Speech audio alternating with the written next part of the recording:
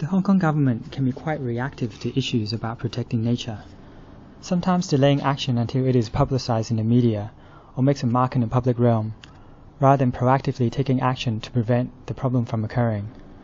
We saw this recently with a huge public uproar over at Tai Lung Sai Wan, and similarly the Scent landfill incident that was going to chip away part of the Clearwater Bay Country Park, and the commercial fun park that illegally occupied parts of the Tai Lam Country Park, which took 18 years to resolve.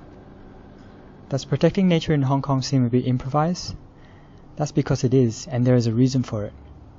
Even with over 40% of Hong Kong's landmass being designated as country or marine parks, SSSIs, or special areas, there is no overall strategy for managing these areas or a plan of action to know what needs to be done and what to do next. What is worrying is that many of the government officials and advisory board members that are responsible for making decisions about biodiversity have no formal training in conservation and hence may not be clear about how their choices affect the wider landscape. To get them up to speed, we have created a guide and a checklist to help them make more informed decisions based on sound ecological principles.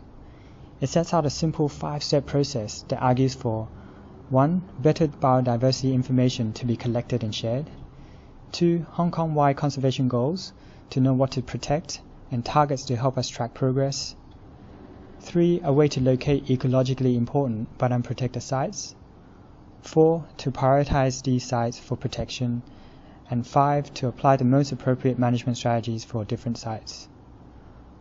What we need is to look not only at the ecology within a site, but compare between sites as well. So we might have a degraded wetland area, which by itself is not worth protecting. But if it is the only one left of its type in Hong Kong, then we do need to protect it and restore it. There are so many reasons to get it right on nature conservation. First, there are countless competing uses for land in Hong Kong. Improving the environmental quality on some sites can open up other sites of less ecological importance for other uses, such as recreation, housing, or transport. We're also on a deadline. The Convention on Biological Diversity was extended to Hong Kong back in 2011. A requirement of the Convention is that we must start implementing an effective and participatory biodiversity strategy and action plan by 2015. Of course, we all depend on a quality environment for clean air and fresh water, and we must also leave behind these priceless amenities for future generations.